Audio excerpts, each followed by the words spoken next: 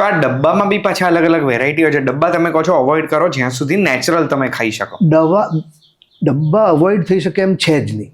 ડબ્બા પીવા જ પડશે અગર વર્કઆઉટ કરીએ છીએ ને મસલ ગેઇન કરવું છે તો.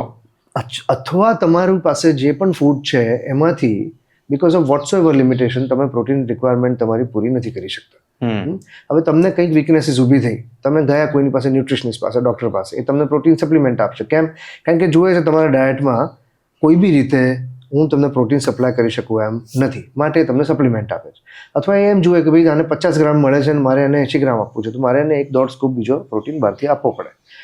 ડબ્બા અવોઇડ નહીં થાય, પણ ડબ્બાનો ઉપયોગ મિનિમાઇઝ કરી શકાશે. એક. બીજું કે તમે પ્રોટીન રેગ્યુલર નોર્મલ હોલસમ ફૂડમાં ખાઓ, રોજ બધા મીલમાં ખાઈ શકશો, અને એ ખાધા પછી તમારું ડાયજેસ્ટિવ સિસ્ટમ કેવી રીતના એને રિસ્પોન્ડ કરે છે એ બી જોવું પડશે. પ્રોટીન પચાવવું, જે લોકો પેઢીઓથી પ્રોટીન નથી ખાતા એમના માટે લોઢાના ચણા ચાવવા બરાબર છે. એટલે વધારે પ્રોટીન ખાઈએ અને પચે નહીં તો સીધું નીકળી જ જાય ને, કોન્સ્ટિપેશન થાય. ઓકે. પાણી ના પીવો તમે ઇનફ તો કોન્સ્ટિપેશન થાય. પ્રોટીન જાય એટલે તમારે એની સાથે કેલ્શિયમ વધારે ખાવું પડે, સોડિયમ વધારે ખાવું પડે, પાણી વધારે પીવું પડે, એક્ટિવિટી કરવી પડે. આ બધું કરીને જોવું પડે કે ભાઈ આ તમને ગેસ્ટ્રિક ડિસ્ટન્શન તો નથી કરતું, પેન તો નથી કરતું, કોન્સ્ટિપેશન તો નથી કરતું, સ્કિન ઉપર બ્રેકઆઉટ તો નથી આવતા. અમુક લોકો એવા બી છે કે જે લોકો પ્રોટીન સપ્લિમેન્ટ લે અને એમનો વાળ ખરવા માંડે because of sum additive in the protein product. એટલે પ્રોટીન આપણી પાસે આવે છે. હવે પ્રોટીનનો જો તમે એકચ્યુઅલ ટેસ્ટ જુઓ ને તો તમે ક્યારેય પી ના શકો. પ્રોટીન એટલું બધું ગંદુ હોય. હવે એને તમારું આટલું બધું ગળ્યું અને પેલેટેબલ બનાવવા માટે એ લોકો અંદર કેટલી વસ્તુ બીજી નાખતા હશે. આટલું જાડા પેરેગ્રાફમાં તો ખાલી ઇન્ગ્રીડિયન્ટ્સ હોય છે, કેટલું બધું હોય અંદર. એટલે તમને એમાંથી કયું ઇન્ગ્રીડિયન્ટ નેગેટિવલી અસર કરે છે એ કોણ ચેક કરવા જશે?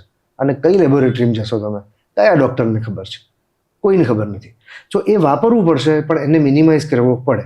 દવા જેવું છે. દવા તમે અવોઇડ નથી કરી શકતા, પણ મિનિમલ દવા ઉપર હું સારું ફંક્શન કરી શકું છું. સેમ વસ્તુ કોઈ પણ પેકમાંથી જે વસ્તુ આવે છે, ફેક્ટરીમાંથી જે વસ્તુ આવે છે, એનો ઉપયોગ આપણે એકદમ સ્પેરિંગલી, બહુ જ વિચારથી અને ઓછો કરીએ તો સારું છે. Common sense. એટલે ડબ્બા રિડ્યુસ કરી શકો, અગર કરી શકતા હોય ઓછા, તો કરીને જે ફૂડમાંથી મળે છે પ્રોટીન એ કન્ઝ્યુમ કરવાનું. હા, કારણ કે તો સપ્લિમેન્ટ છે, એ થોડી ફૂડ છે. ફૂડ સપ્લિમેન્ટ એટલે ફૂડની ઉપર જેટલો ભાગ નથી થતો એટલો એને સપ્લિમેન્ટ કરવા માટે. એટલે મેઇન સપ્લિમેન્ટ ઊંધું થઈ ગયું છે અત્યારે. પહેલા બધા ડબ્બા કરે છે ને પછી બચે તો કે ના આપણે થોડા ફણગાયેલા વેજ હોય તો ફણગાયેલા મગ ખાઈ લે, નહીં તો કે એગ્સ ખાઈ લઈએ. 10 વર્ષ પહેલા મારી પાસે એવા કેસ આવતા હતા જે લોકો દિવસના 4, 5 સ્કૂપ વે પ્રોટીન પીતા હતા. એ બધા અત્યારના ક્યાં ફરે છે એ મારે કહેવાય એમ નથી. હવે સર તમે દૂધની વાત કરી, દૂધથી પ્રોટીન મળે. હું મારી વાત કહું, હું દૂધ કન્ઝ્યુમ કરતો જ નથી. દહીં કન્ઝ્યુમ કરું, દૂધ નથી પીતો. અને આજકાલ એવું બહુ જોવામાં આવી રહ્યું છે, લેક્ટોઝ ઇન્ટોલરન્ટ બાળકોને દૂધ નથી પીવાનું, આપણે દૂધ કન્ઝ્યુમ નથી કરતા. તો દૂધ, કારણ કે છે તો આ બીજા પશુનું દૂધ, એવું કહેવામાં આવે છે કે આપણે જન્મ્યા ત્યારે 6 મહિના, 12 મહિના, 18 મહિના, 2 વર્ષ સુધી આપણે માતાનું જે સ્તનપાન કરતા હોઈએ છીએ એ કરવાનું, એનાથી આપણને એનર્જી મળે. બાકી આપણે બીજા પશુનું દૂધ આજે પી રહ્યા છે. તો એવા ઘણા બધા એક્સપર્ટ્સ છે જે કહે છે કે it's not good, it's not necessary for our body. Is it true? It is not necessary but it is good. For example, we spoke of protein. Now there are people who may not be able to digest protein from the rich cellulose source. એટલે કે જે આ બધા nitrogen rich pulses અને લેન્ટિલ્સ છે એનું protein પચાવવું થોડું અઘરું છે. તો એ લોકોને તમે સપ્લિમેન્ટમાં દૂધ આપવું જ પડશે. એટલે દૂધ શું બની ગયું એના માટે? ફૂડ સપ્લિમેન્ટ બની ગયું. So it is not essential, not necessary, but it is good for them. It should be given to them. It depends upon એક તો તમારે ત્યાં ક્યાંથી દૂધ આવે છે, કેવું, અને તમને કેવું માફક આવે છે. જો એવું છે ભાઈ ગુંજ કે કોઈ પણ ફૂડને આપણને લેબલ કરી દેવાની આ જે વૃત્તિ છે ને આપણી, કે આ સારો છે ને આ ખરાબ છે, આ હેલ્ધી છે ને આ અનહેલ્ધી છે, એ ખોટું છે. એ ખોટું છે. There is no black and white, there is always gray. There is always gray. તમારી અંદર ગયા પછી એ નક્કી કરે છે કે આ સિસ્ટમમાં હું કેવી રીતે કામ કરીશ. સેમ વસ્તુ એનર્જીસની સાથે છે. તમે કોઈ માણસને કોઈ આ માણસ સારો છે ને આ માણસ ખરાબ છે એવું ના હોય. તમે એની સાથે કેવા છો પહેલાં તમને એ જુઓ. ના, તમારી સિસ્ટમ પ્રોટીનને કે તમારી સિસ્ટમ શુગરને કેવી રીતે હેન્ડલ કરે છે, તમારી લાઈફસ્ટાઈલમાં એ કેટલી વણાઈ જાય છે, એ કેટલી સિન્ક્રોનાઇઝ છે તમારી બાયોકેમિસ્ટ્રી સાથે, that is to be seen. So there is no black and white, there is no absolute way of saying કે ભાઈ દૂધ સારું છે કે નથી પીવું જોઈએ કે ના પીવું જોઈએ, it all depends upon an individual and the source of milk, the kind of milk, the purity of milk. ફૂડને લઈને મારે આગળ જવું છે આપણા બોડીમાં ડાયજેસ્ટિવ સિસ્ટમમાં ગટ તરફ, કે આપણું ગટનું બેક્ટેરિયા છે એ લોકો નથી સમજતા, એને લોકો પેટ સુધી જ ગણે છે કે આપણું જીઆઈ કે ગેસ્ટ્રો ઇન્ટેસ્ટિનલમાં આઈ એટલે ઇન્ટેસ્ટિનલ છે એને લોકો ઇગ્નોર કરે છે. તો આપણું ગટ હેલ્થ, ગટ બેક્ટેરિયા એ કેટલું ઇમ્પોર્ટન્ટ છે ને આ ગટ હેલ્થને આપણા મેન્ટલ હેલ્થ જોડે કોઈ સંબંધ ખરો? ગટ બેક્ટેરિયા ઉપર છેલ્લી 60 વર્ષથી જાપાને રિસર્ચ ચાલુ કરી. એની પહેલાં આપણને આ બધું જે કલ્ચરલ ખબર હતી કે ભાઈ દહીં ને કેફીર ને કાંજી ને આ બધું આપણને ખબર હતી કે ભાઈ એની અંદર અમુક બેક્ટેરિયા છે.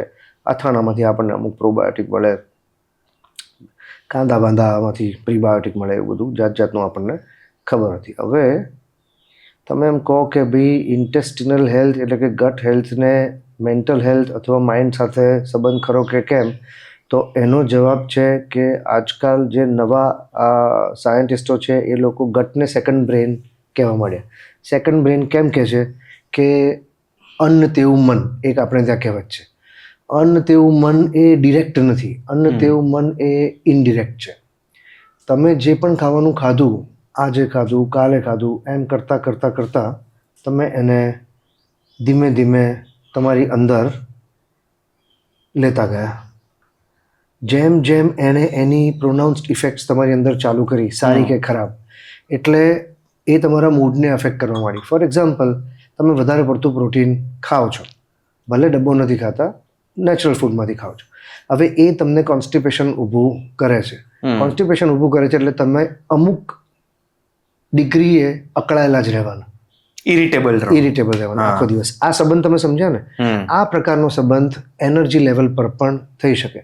જેમ કે કોઈ માણસને આપણે એમ કહ્યું કે ભાઈ તારે એગ્સ ખાવાના છે.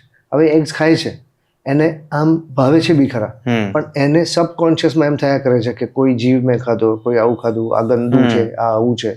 એ કોન્શિયસલી નથી વિચાર કરતો. તો એને મનમાં ગિલ્ટ રહેશે અને ગિલ્ટ પછી એને હેરાન કરશે. તો એ જે ગિલ્ટ અથવા એ જે એનું રિપલ્ઝન છે, એ રિપલ્ઝન એક્યુમ્યુલેટ થશે. અને જ્યારે એક્યુમ્યુલેટ થઈને એક એવા સ્ટીમના પોઈન્ટ પર પહોંચશે એટલે એ ધડાકો કરશે. કંઈક પ્રકારનો રોગ, કંઈક ડિસ્કમ્ફર્ટ, કંઈક પ્રકારનું અનપ્લેઝન્ટ એક્સપિરિયન્સ પોતાને અથવા પોતાની આસપાસના લોકોમાં ફેલાવશે. This is how gut health is related to the mind, because it is constantly, the mind is listening to the gut and telling the gut what to do. લેપ્ટિન ગ્રેલિન શું છે? લેપ્ટિન અને ગ્રેલિન એ બે જે હોર્મોન્સ છે એ ઇન્ટેસ્ટિનલ સેલ્સમાંથી સિક્રેટ થાય છે, ગટ આપણી સ્ટમકની લાઇનિંગમાંથી. અને એ તમારા માઇન્ડને કહે છે કે ભાઈ ભૂખ્યો છું કે નથી, પેટ ભરાયું કે નહીં, બરાબર? હવે આ અમુક આપણને ખબર છે, અમુક એનર્જીસ આપણને હજી નથી ખબર, પણ એ તમારી સાથે સતત કમ્યુનિકેટ કરે છે એટલી આપણને ખબર છે. સો આ જે ગટ બ્રેન એક્સિસ છે, એ ગટ બ્રેન એક્સિસ માટે માઇન્ડ ક્લીન હશે તો ગટ સરસ કામ કરશે, અને ગટ ક્લીન હશે તો માઇન્ડ સરસ કામ કરશે. આ ઇન્ટરકનેક્ટેડ છે. એક બાજુ વન વે ટ્રાફિક નથી, ઇન્ટરકનેક્ટેડ છે.